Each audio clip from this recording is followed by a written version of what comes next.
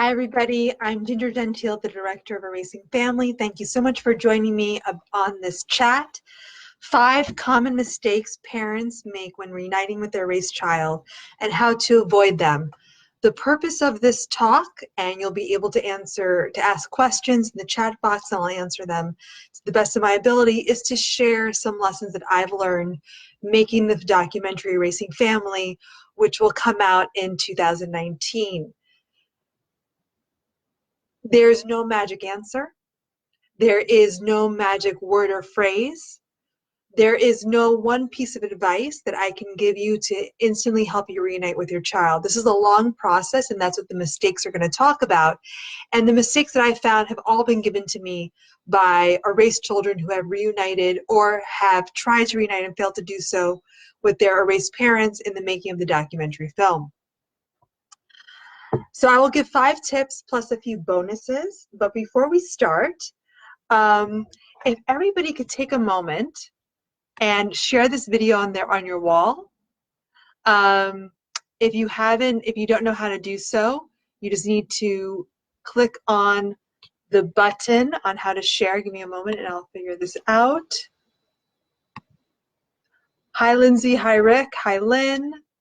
Let me see if I can figure out how to share this. It is sometimes not easy. And if everyone can share this on their wall, that would be great. While I'm figuring out how to do that, I will also make some exciting announcements.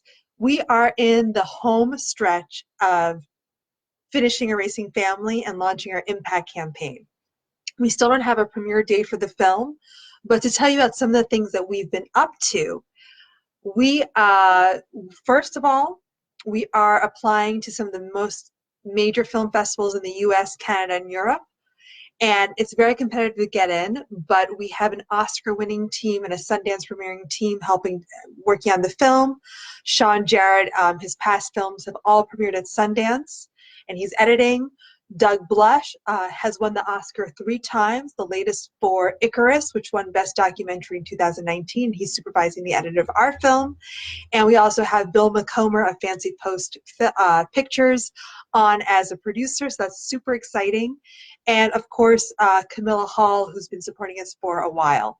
So, and she's based in Hollywood, and she's been instrumental in helping to put the team together. So let me just see if I can find how to share this video. Okay. So I'm going to So if you want to share this video on your wall right now, just copy the link I'm writing in the comment section.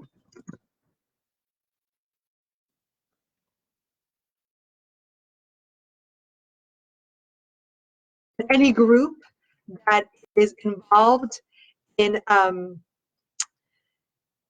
around parental alienations, divorce, child support, child custody issues. So please share this video. If someone could share this to Parental Alienation Worldwide Support Group right now, I'd greatly appreciate it, or any other group. Again, you can ask comments and questions. So what are some other exciting things that are happening? Well, if you haven't heard already, our talk Divorce a la Facebook about how parents are using social media to fight, and how also kids are using to fight back against the system and try to find their parents, was accepted into the South by Southwest conference. Hopefully our film will be accepted there as well. That's in March in Austin. And we're so excited for all the people who voted. And what's really exciting about this festival is that we're taking our message to a completely different group of people. It's not a conference about divorce. It's not a conference about family or psychology. It's influencers, it's people from Silicon Valley, and we want to tell them how right now these social media tools are being used to help, but also to hurt families. And hopefully they can design better products in the future and give people more instructions.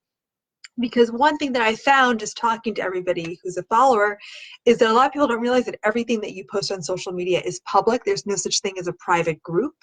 There are these secret groups, but anything can be screenshot, and there's a lot of concerned about this in the world, because basically you are exposed on social media, and anything that you say can be used against you, and your kids can see anything that you write about them. And that will go into our tips for today. Again, make a comment, write a question as much as you. Giselle Bloom to Erasing Family. Hold on. Someone's just asking how to get into the live screen.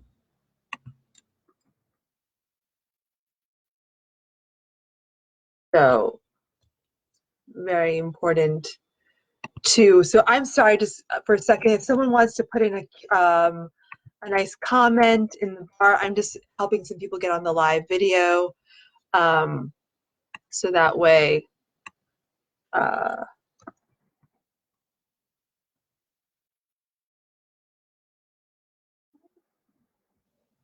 okay. So I am posting this, so hopefully more people will be able to see this. Great. Okay. So I am back. Let's see if there's any more comments.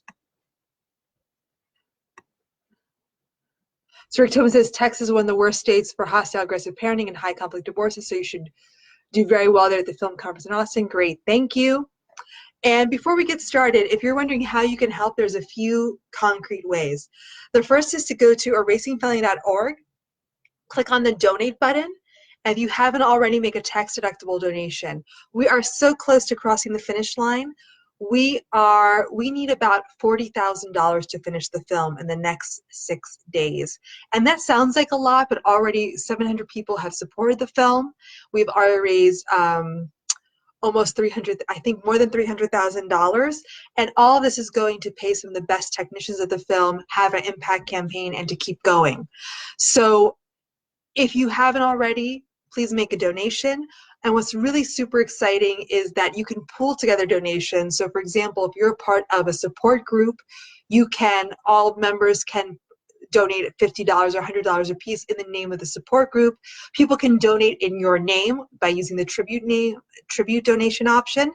So you can pull together donations. So let's say you want to become an associate producer, which is $1,000, and you don't have that. If you can get 10 people to donate $100 each in your name, boom, you're an associate producer. Completely tax deductible, and you will get a credit in the film if it's over $50, and also dedication to your kid and a shout out on social media. So if you haven't already, please make a donation to Erasing Family. If you haven't, give a little bit more to help us cross the finish line. We greatly appreciate it. Films like this are expensive. We have shot in 4K in over 18 locations all over Canada, the US, Sweden, South America. We have shot with some of the best crews. We have Oscar winners on our team, which is very exciting, Emmy winners on our team. And also there are some things that at the end are just super expensive. Like, for example, to show the film in the United States, you need to have something called errors and omissions insurance, which is basically insurance against getting sued. And that insurance alone costs $10,000, actually $10,500. And without that insurance, we can't show the film on TV or in film festivals. And part of the reason why it's so high is because we are dealing with a controversial subject matter, as you can imagine. So that is why we are still fundraising. And then also when the film comes out, we need press, we need to print pamphlets. When the film gets shown in schools, in high schools and universities, we want to make sure there's resources available for the children and the young adults going through this. We want to create a resource map for families. So there's a lot of work to be done. Any bit helps. Please share our donation link. And also, you can also sign up to be an ambassador. What's an ambassador? It means you will get special training on how to set up screenings in your local community. And these screenings are a great way to introduce this topic to your community in a fun way. Already 130 people have signed up across Canada, the US, as far away as South Africa to become ambassadors, and 70 have completed the trainings. They're already getting meetings out there, so that's like super incredible. Hi, Lena Charge. He says, I'm a survivor. Please never stop trying to rebuild families after loss of any kind. Thanks for joining. And William McGee said, good evening from Connecticut. Hello, William.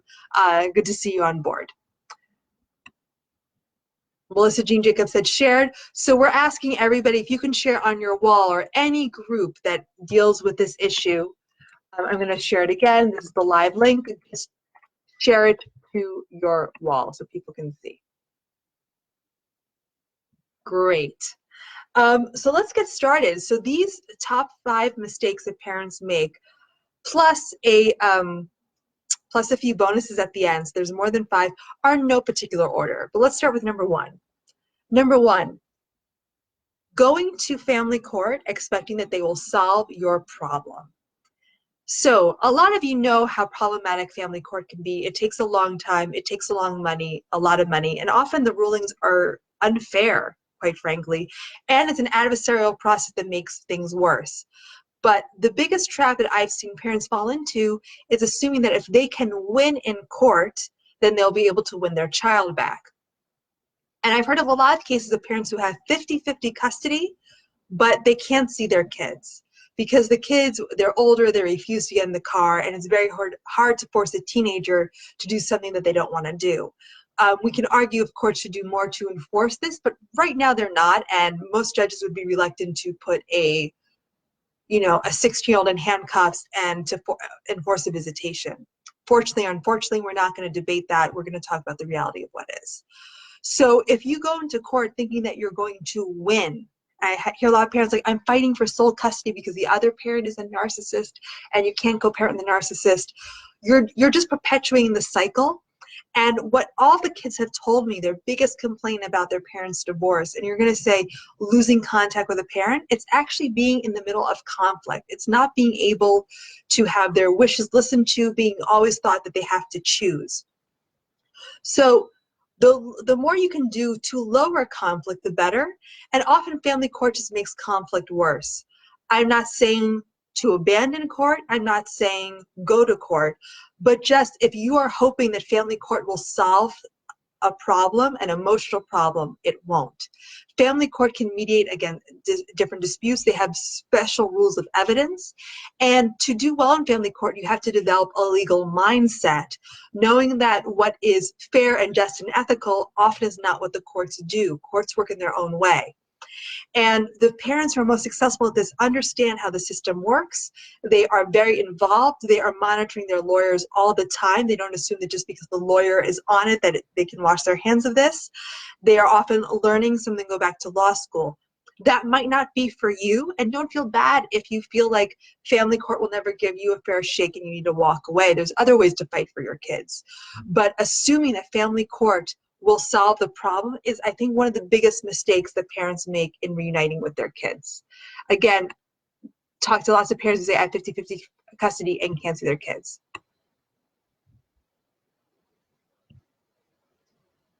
So Pam Lewis, I'll get back to your comment later. She says, it's been 18 months since I have seen or spoken to my 6-year-old kids. I'm blocked and erased from their lives. I'm afraid to even go to my ex's house. They refuses to talk or encourage the kids to talk to me. What should I do? So Pam, part of the talk today is talking about mistakes for what you not to do. We've also created more than, I think, 20 videos at this point, which are available on our Facebook page under videos or erasingfamily.org under resources.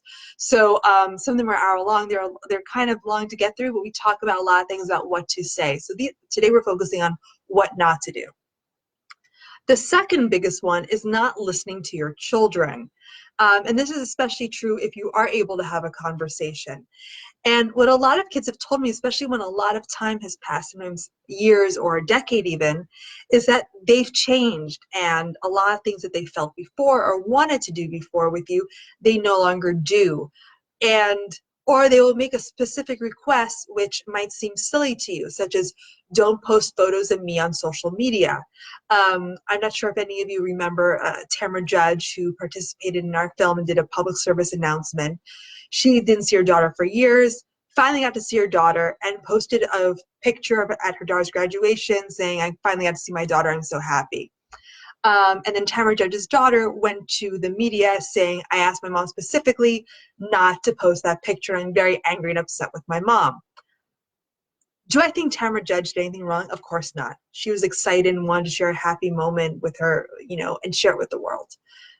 But her daughter made a specific request, and that's something to be very careful of, especially, and this goes into to my next tip, number 3, which is not listening and to your child when they say they want to move forward, they don't care about the past. So mistake number 3, focusing on being right. Having to prove a case to your child about how you are wrong, how the other parent mistreated you, how it wasn't your fault. And A lot of kids don't want to hear this because you're basically perpetuating a loyalty conflict. And all of the kids who I've seen who reunited, what drew them back to the other parent wasn't an argument that was laid out at their feet or paperwork. It was seeing that this erased parent actually offered them unconditional love and a lot of support, and they wanted that. And often it's that love and desire to have a relationship, and that need comes way before ever asking, if they ever do, for answers about what happened. So the focus should be on developing love, being supportive, always being there for your kid, and not trying to prove how you were wronged. Some kids are very clear, like, I don't want to ever hear anything negative. I don't care what happened. And some kids will ask you for specific answers. And I think if they're over, if they're adults or young adults, give them the specific answers if they ask. But if they don't, let it drop. Focus on the future, not the past. Let go of being right. Let go of, and this is very hard to hear, I blame you for not being there. Why weren't you there? And you want to explain why you couldn't be there. Give the information only needed and wait for them to ask for more information.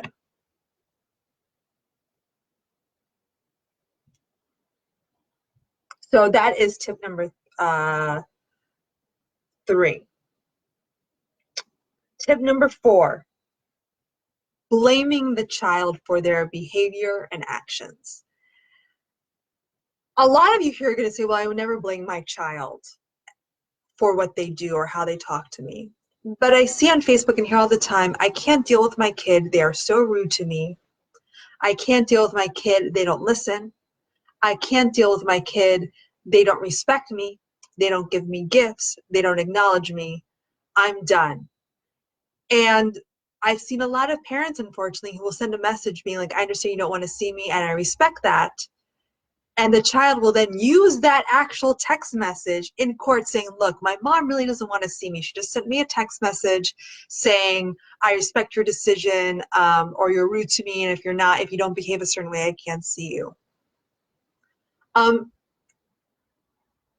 This doesn't mean not setting boundaries or not having rules. It's perfectly good to say, you can't do drugs in my house, there's a curfew, you can't use certain language in the house or something like that.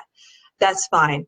But if a child has been erased from your life, has not had your guidance, has been taught that it's okay to erase, has only been exposed to a certain thing, it's the same as having a kidnapping victim coming back or a war victim and then saying, wow, they're always hoarding food and acting like there's no food and they're going to starve. Well, if you were starving for years, you will act like food is very insecure. And if you haven't had love for years, you're going to act like that. You don't know how to mediate conflicts. A simple criticism can become debilitating and be very stressful. You might run away from conflict if that's what you were taught. If you were taught, well, the other parent is conflictual, so just erase them, that can be your response too. So it's very important to know what your child is dealing with and not blame them if they are rude to you. Not get upset with them, but understand that this is a sickness and that it's your job to help them the same way you would help an addict or somebody who's been through any traumatic experience. So that is tip number 4. Tip number 5, big mistake number 5, not taking care of yourself. And I've done a few videos about this, and I think a lot of times when people hear you have to take care of yourself, they hear it kind of like, well, don't let this get to you, you need to take care of yourself. What we're trying to say is that if you are not strong, healthy, and fit, if your child comes back to you and you're unable to provide love, stability, and support, they might see you, they might come back to you momentarily, but they're going to go away. And I've talked to children who have reunited with their parents for a day and said to me, my mom was so broken, or my dad was so bitter. I wanted a relationship, but I just couldn't because they were so broken. And the household they were in might have been completely controlling and horrible, but it provided them maybe with an extended family, a support network, money, college funds, a car. And they're saying, so I know that this person has been lying about and I'll give you the case of a woman who reunited with her mom at 17. um, and is now 60 and calls up her mom every once in a while, but can't have a relationship with her mom. And she admits that what her dad did to her mother was awful. But to this day, she says, I can't break free from my dad's family because they offer me all this support. And my mother is so broken and beat up from this experience, she can't give me any support.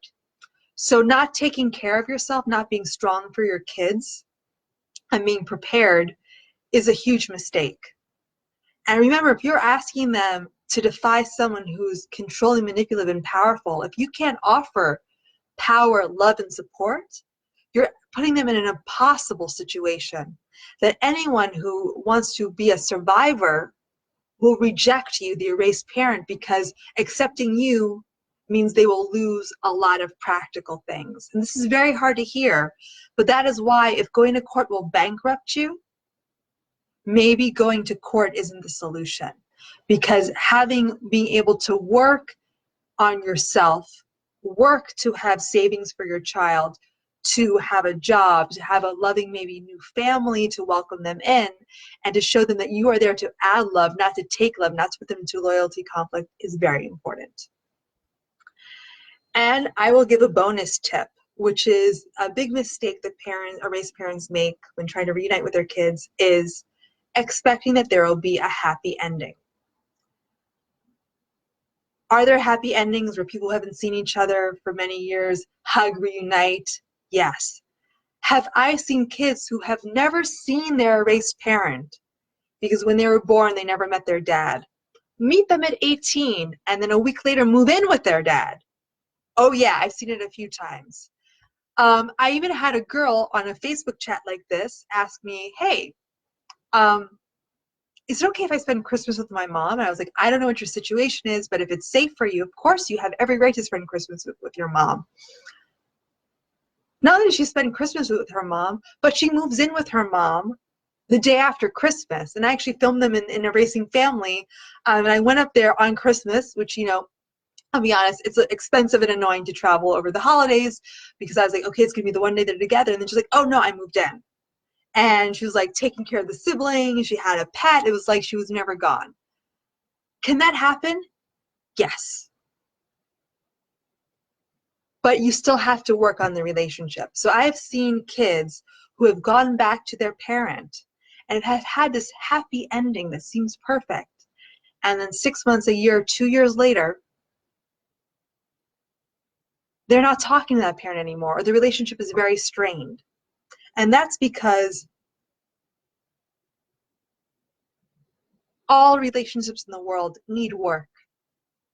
And often being erased isn't the only problem, or being erased leads to other problems that have to be worked on. So if you just are looking, because a lot of parents are like, I just want you to get a message to my kid. Even if I could get a message to that kid, to your kid, and even if I got them to talk to you, can that relationship be sustained for years? And that's very hard. And I think we forget often that families often, have problems beyond divorce, alienation, and being erased. And that the relationship takes two. In my own life, and this is very hard for me to admit,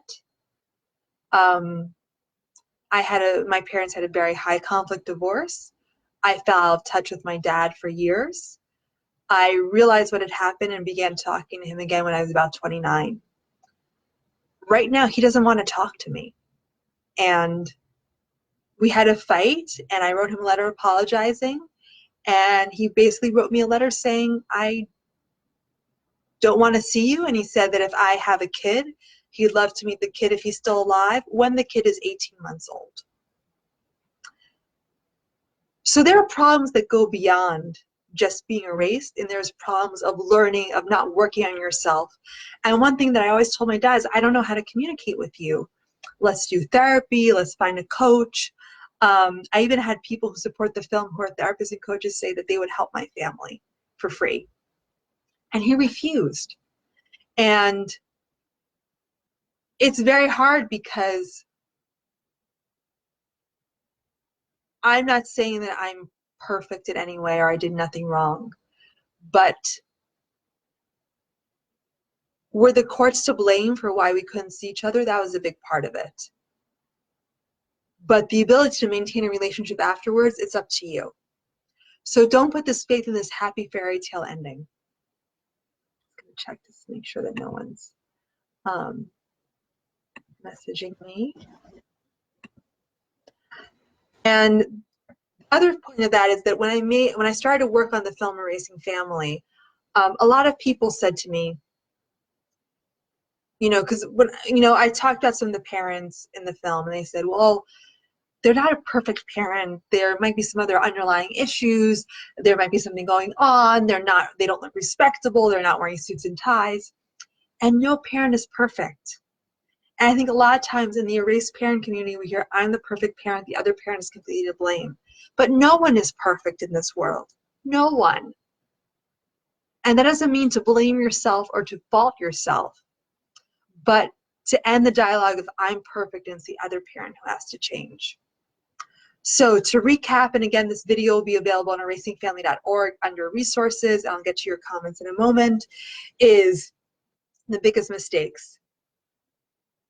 1, thinking the family court will solve your problems, thinking that they'll give justice, thinking that they're easy to deal with, and thinking that once you get an order that favors you, everything will be resolved. 2, not listening to your child, not meeting them where they're at, not really realizing that they've changed.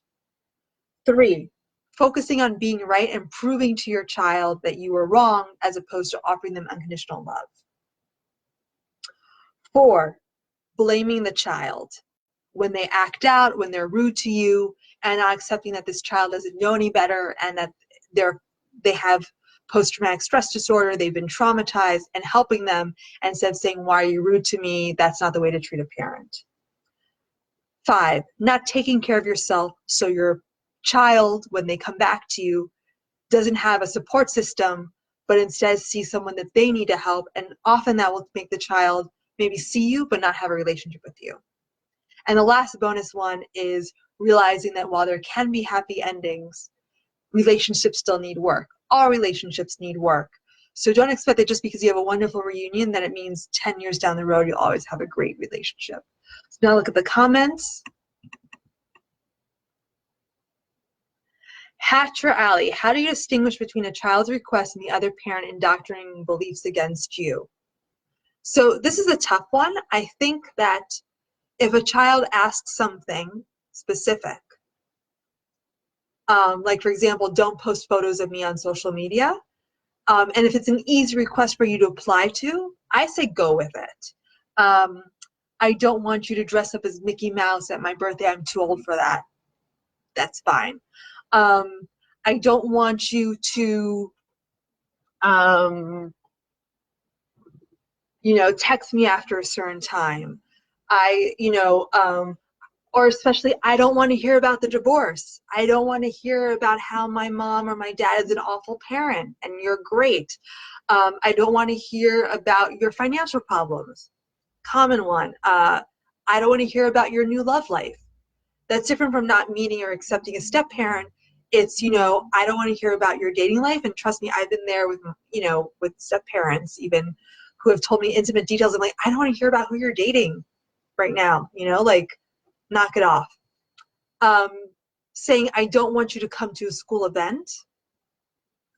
I think with that, you need to see, you know, I would say, can you ask why? And say, I have every right to be there.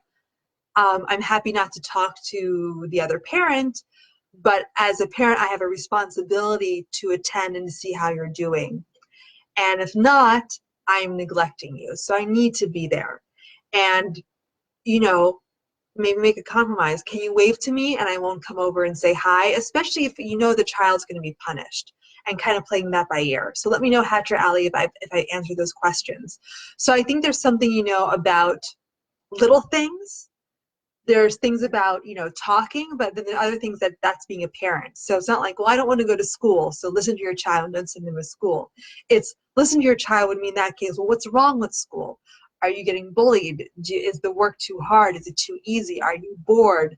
What's going on? Why you don't want to go to school? But not, you know, saying, well, no school for you then.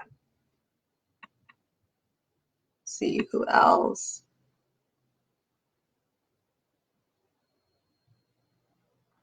Parentality, when a 9-year-old rejects a parent they're alienated from. Yes. Mary Stanley, it seems that there is an assumption that the erased parent has an ability to communicate. We don't. And this is by the design of the other parent. One of my former daughters told me, no one even thinks about you anymore. You're a non-issue. It's over. So Mary, right there, if one of your so first of all, you said one of my former daughters. She's no longer your daughter. You're blaming her for what she's saying. So right there, I'm like, what does that mean, former daughter? And also, she's communicating with you. She said, no one ever even thinks about you anymore. You are a non-issue. To that, I would respond, well, I'm thinking about you, and I'll always think about you, and I'm here for you, and I love you, and I'm so proud of you. And knowing that maybe they are unable to do that. But I know most parents on this chat are unable to have any communication with their kids. But life sometimes gives you an opportunity, gives you that one little chance. And I've heard of kids getting back to parents 40 years later because they ran into each other at a supermarket, at a funeral, at a family event. And it's how you show up in that moment that can determine everything, which is why it's so important to take care of yourself. It's so important for the other people in your community to see you as a good person, because that kid might come back to you for an instant. Let's see what else, if anyone else.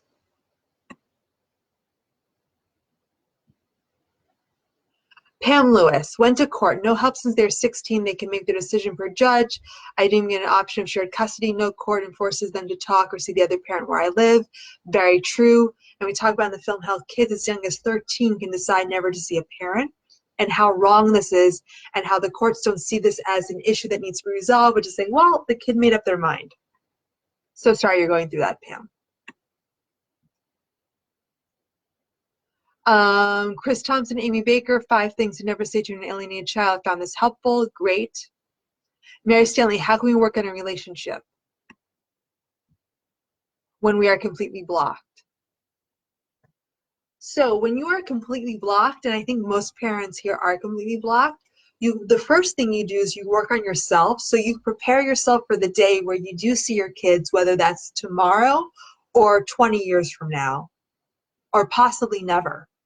But you work on yourself, you send them love. So when you do have a chance to see them, and that's why I'm making the film, okay? I'm not making the film because, you know, it's a great way to like pass the last 3 years of my life. There's a lot of other things I could have been doing. But a film that's easy, that's well made, that's accessible to young people, that simplifies the issue. The idea is that your kids will see it, not because you send it to them, but because it's being shown at their university, their high school, or a friend says, hey, check out this new film on Netflix. You know, I know your parents are divorced, so maybe this has something to do with you. That they will begin to open up their hearts a little bit to the idea of reuniting. That's the idea behind the film and reaching out to kids, because you can't reach out to them. We need to reach out to them. And that's why we're asking you for your support to become an ambassador, to arrange screenings in your community, to support the film with a donation, to volunteer if you can, because we need everybody's help to make this work. So that is how you can communicate when you can't communicate. It's through the film and working on yourself. Reading the next comment, give me a second.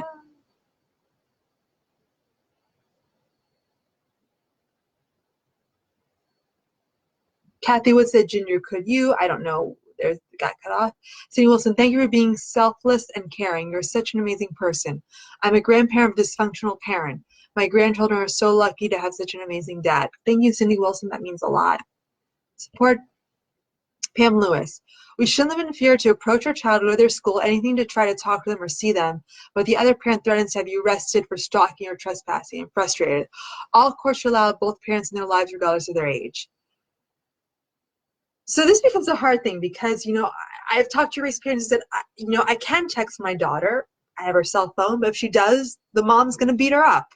What do you do in that situation? Because if you text, you don't want your kid to get the shit beat out of them by the other parent. You also don't want to get arrested. First of all, is there an active restraining order? Anyone can call the cops on anything, but that doesn't mean that you will necessarily get arrested. So let's assume that you don't have a restraining order. You can go to their school, and this is, I've seen this be very successful, volunteer at their school and not always be trying to talk to your kid. Just become an active presence in your child's school. This is a long-term strategy. It might be very hard, but if all the other parents see what a wonderful person you are, the other parents' attempts to blame you are going to be harder. Of course, some parents then take their kids out of schools and change schools. In my first film, Erasing Dad, I talked to a dad whose kids had changed schools like 8 times, so he could never find them. So each, technique has to be worked around your situation.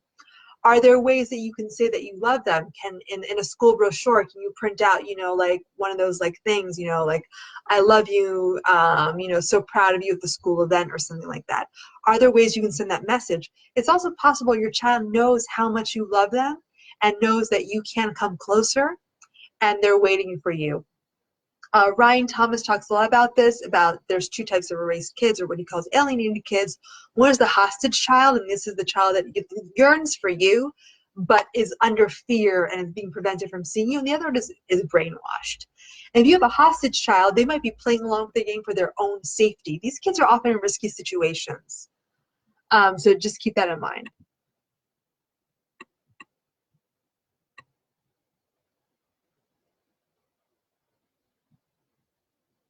Mary Stanley, former daughter means that I moved on. She was making a point and that I no longer matter. So Mary, then why are you here? Why are you listening? It's because you still care. There's no such thing as a former daughter. You can't erase a bond, and you're just proving her right. She's your daughter who you don't talk to. You are blaming her. When she said, you no longer matter, you believed her. That's the words she was taught to say.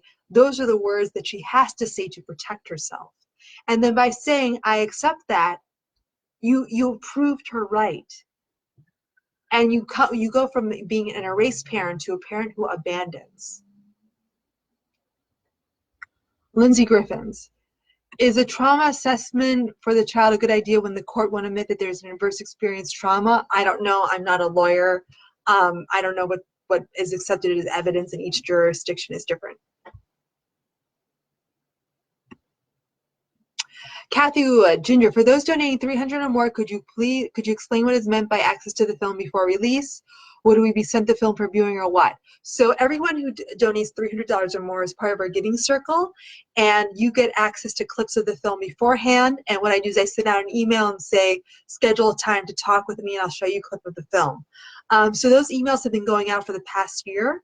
And if you have donated more and aren't getting to them, send an email to info@erasingfamily.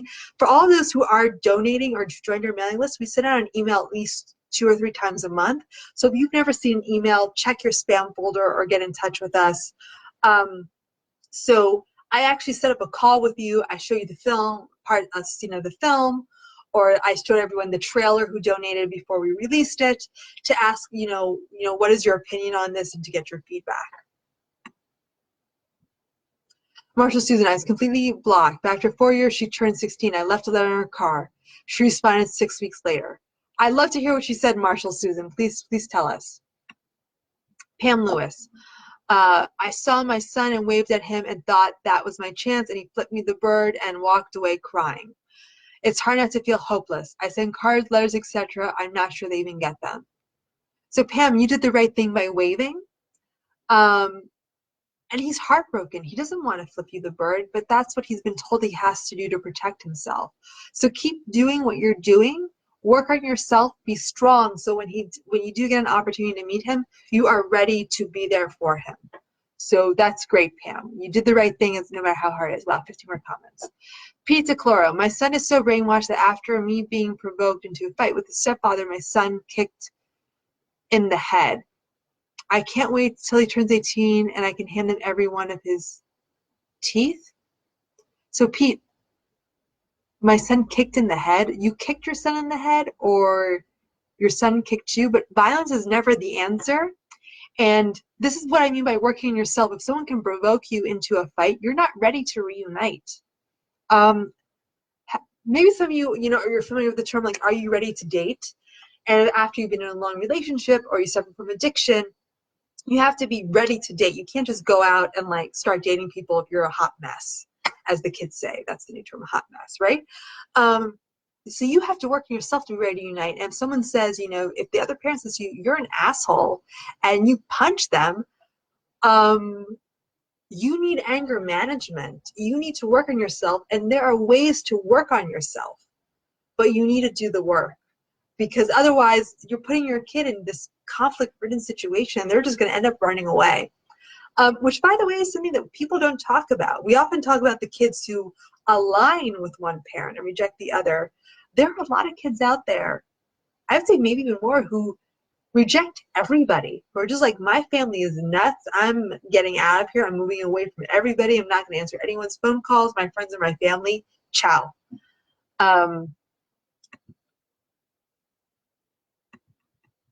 Sorry, just trying to get all these comments. Mary Stanley, I've told them that I love them unconditionally, but they responded as a united front that I'm mentally ill. Unless I meet their ultimatums, they'll never see me again. That was 6 years ago. I actually moved out of state, changed my name, and left no forwarding address. It's over. As far as taking care of myself as suggested, I became a sister of a Christian community and no longer refer to my 4 daughters as daughters. They are just people I used to know. I'm so sorry. That's very sad. But I feel like you're not happy with that, because otherwise, why would you be here?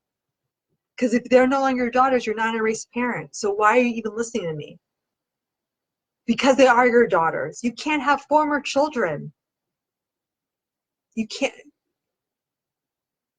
They are still there. They are sick. It's like the same person who's like shoots up heroin and steals a TV. You need to love them. You can not let them into your house, but you can't say they're no longer my kid because they shoot up heroin. Getting lots of response. Pam Lewis says, Mary, you matter. You will always be her mom. Never give up on her. Wow, you accused me of abandoning my children. Thanks for victim shaming me. Well, but that's what you said. You said you abandon your children.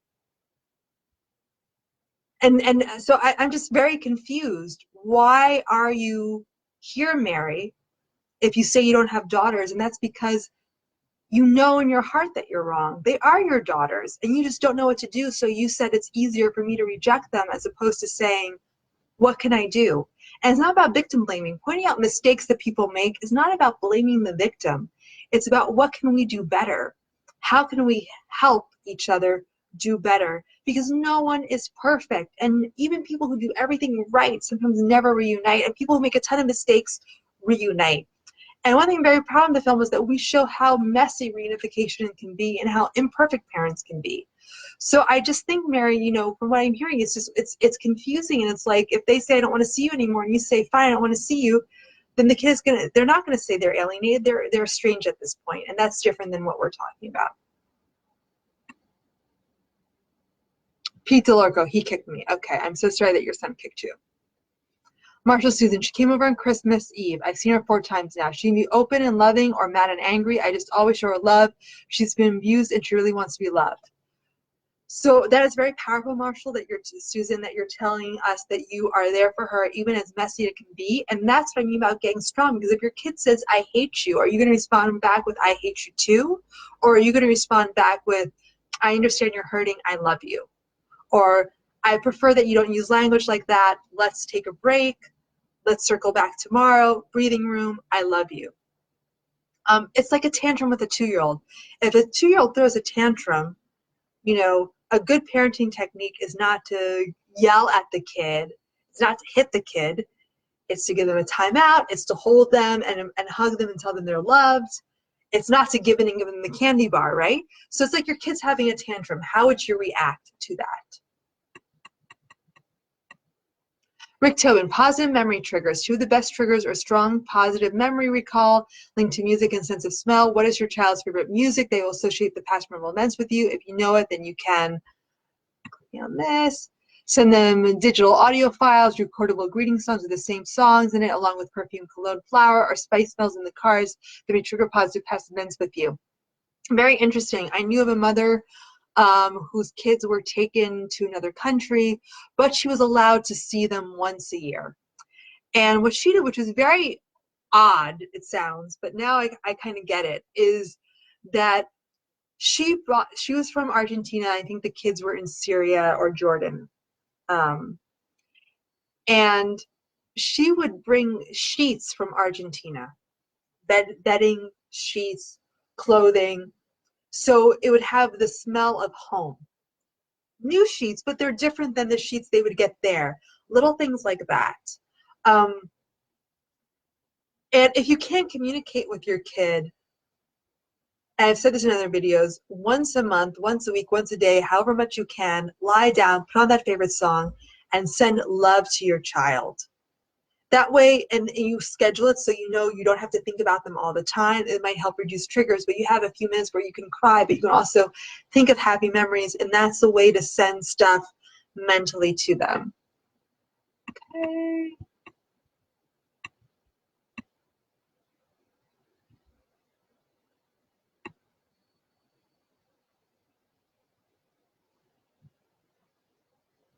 Pizza Oracle. I went through supervised visits, talked to the CPS counselor for over a year and a half, and went through anger management. I've lost faith in all the system. I'm so sorry.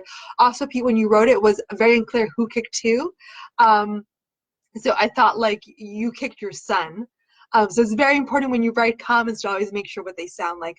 I am so sorry, and I'm not saying that you need to go through the system, but that you need to be prepared so that way you know how to de-escalate a tense situation. And when you talk about responding to your kids, and this is very important, if you're going to put your kids in harm's way or yourself in physical harm, don't show up at the house, don't show up at their school. You have to protect your kids and your safety first. Rolando Ortega, thank you very much for sharing my video. Apparently it is like you care even more than my close ones.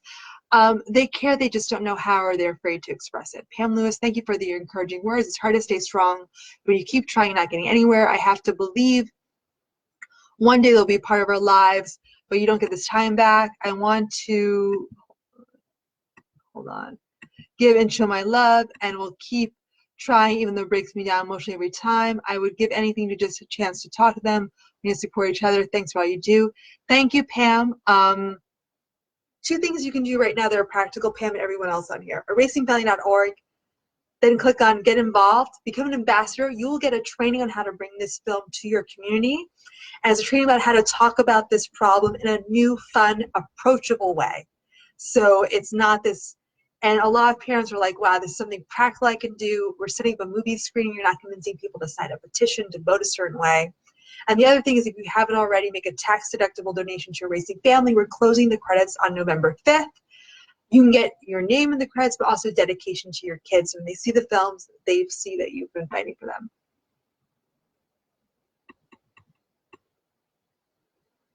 Giselle Bloom, I sent her love and it helps.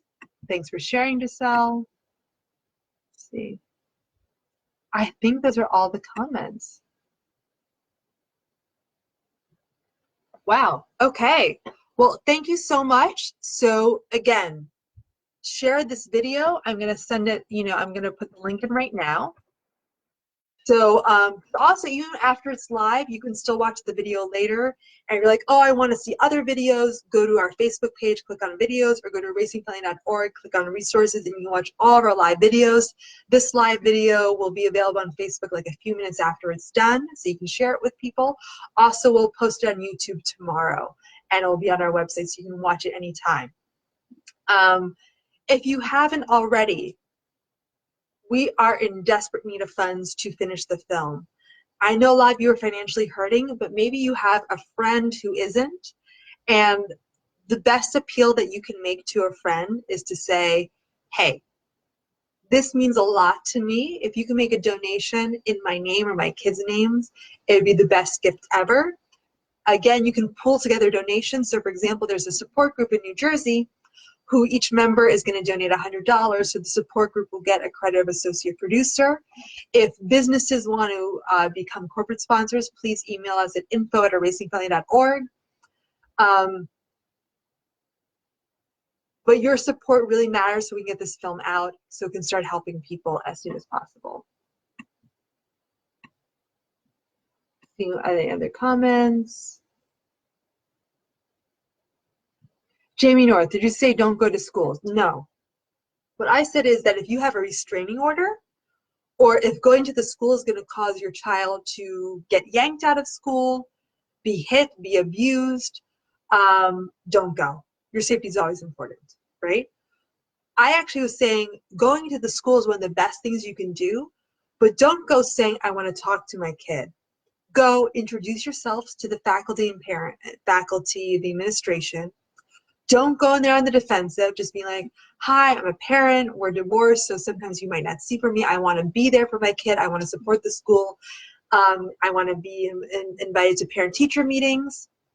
I want to get their report cards. I'm just here. Very smiley. Don't be on the defensive. You have a right to this information unless there's a specific court order saying that you don't, okay?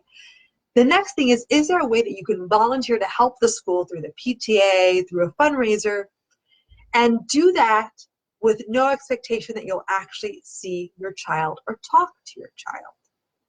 Just do that to be there so people begin to say, you know, oh, Jamie.